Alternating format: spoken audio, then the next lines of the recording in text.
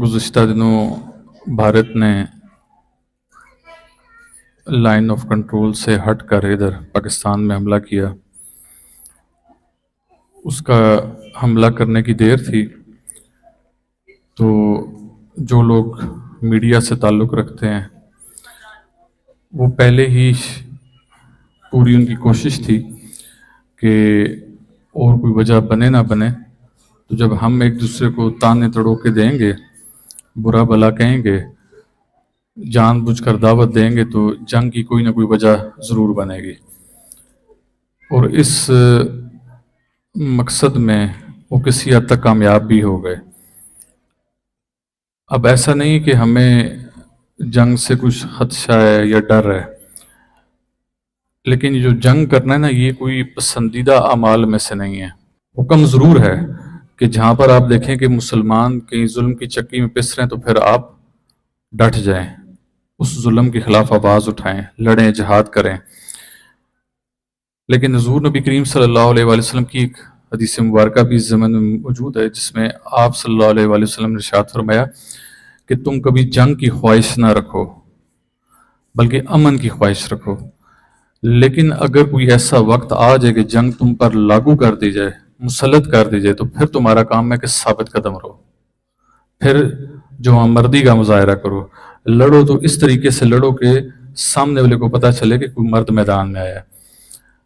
लेकिन साथ ही साथ हमें कुरान करीम के उस हरफ मुबारक के भी जाना होगा जहाँ पर अल्लाह ताला ने जा बजा बिल मारूफ का जिक्र किया है। ये लफ्ज़ बिल मारूफ का मतलब होता है दस्तूर के मुताबिक।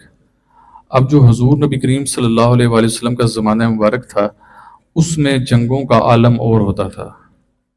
चंद लोग इधर से आते थे, चंद लोग इधर से आते थे, आपस में लड़ते थे, फैसला होता था, ऐसी बात होती थी। लेकिन अभी उस दौर से हम बहुत आगे आ गए, तो हमें भी दस्तूर के मुताबिक चलना होगा। हमें देखना होगा कि अगर हमारी किसी से नहीं बन रही या किसी की हमसे नहीं बन रही, खा वो इस्लाम के नाम पर नहीं बन रही या किसी और वजह से नहीं बन रही, माशी लिहाज से नहीं बन रही, ताकत के एक दौड़ लगी हुई है ताकत हासिल करने के लिए, जो भी सूरत हो, ऐसी सूरत में हमें ये देखना होगा कि आया लड़ाई आपकी और मेरी है या ये मिसाइलों की लड़ाई है। तो भी आपने देखा कि चाहे जो बंदा अपने घर में 10 कलेक्शन कोफे लेके बैठा हुआ है वो बेसूद है, वो बेकार है।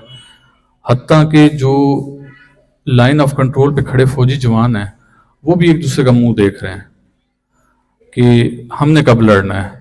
लेकिन पता चलता है कि भाई तुसी आराम करो, पिछू मिसाइल आना पे है, तो यहाँ से मिसाइल उधर दागा जाता है, वहां से इधर दागा जाता है। यानी कि हाथों की लड़ाई तो रही नहीं, हाथों की लड़ाई से बात आगे निकल के क्लशनकोव की लड़ाई तक आई। वो क्लशनकोव की लड़ाई भी अब खत्म हो गई है, जिसे अंग्रेजी में कहते हैं ऑब्सोलीट होगी, खत्म होगी। अब लड़ाई मिसाइल टेक्नोलॉजी की आ गई, एक बटन के ऊपर पूरा शहर तबाह, एक बटन के साथ आधा मुल्क सफाई हस्ती से मिटा दिया जाएगा। तो लड़ाई का जो एक था ना हुजम, वो अजीब सा हो गया। यहाँ पर एक मशवरा दिया जा सकता है। हम समझते हैं कि अक़वाम आलम को चाहिए कि अगर दो ममालिक के दरमियान किसी वजह से कोई अनाद है, कोई तकलीफ है, कोई मसला है उन्हें आपस में, उन्हें खुला मैदान दिया जाए और ऐसे दिया जाए कि कहा जाए कि आप अपने 1000 फौजी लेकर आ जाएं, दूसरों को कहा जाए कि आप भी अपने 1000 फौजी लेकर आ जाएं। फलां मैदान जंग है, इसका हदूद अरबा 1000 मुरब्बा मील है। इस 1000 मुरब्बा मील में ना तो बच्चे हों, ना औरतें हों, ना बूढ़े हों, सिर्फ और सिर्फ 2 अफवाज सामने हों। उनको एम्यूनेशन दिया जाए, तो खाना भी दिया जाए, मिसाइल भी दिया जाए, सारी चीज़ दी जाए। फिर देखा जाए कि लड़ने का जज्बा किसमें है, लड़ाई कौन लड़ता है और एक दूसरे को मारता है। ये जो अभी उसने बदबख्त ने हमला किया लाइन ऑफ कंट्रोल से हट के इधर पाकिस्तान में, इसमें उसने क्या तीर मार लिया, क्या हदफ हासिल कर लिया? वो जाके मिसाइल बच्चों पे गिरा, एक मस्जिद के ऊपर गिरा। आप कश्मीर में देखें जितना भी निशाना बनाया गया मसाजिद को बनाया गया। तो उसने इससे हासिल क्या किया? क्या बच्चों को मारना जंग जीतना होता है? ऐसे तो जंगें नहीं जीत जाती। अगर आपने जंग का ऐसा देखना है तो फिर अक़वाम आलम को चाहिए इन दोनों ममालिक को मौका दिया जाए लड़ने का, जिहाद करने का। फिर पता चलेगा कि उनमें कितना दम है और हमारी अफवाज में कितना दम है।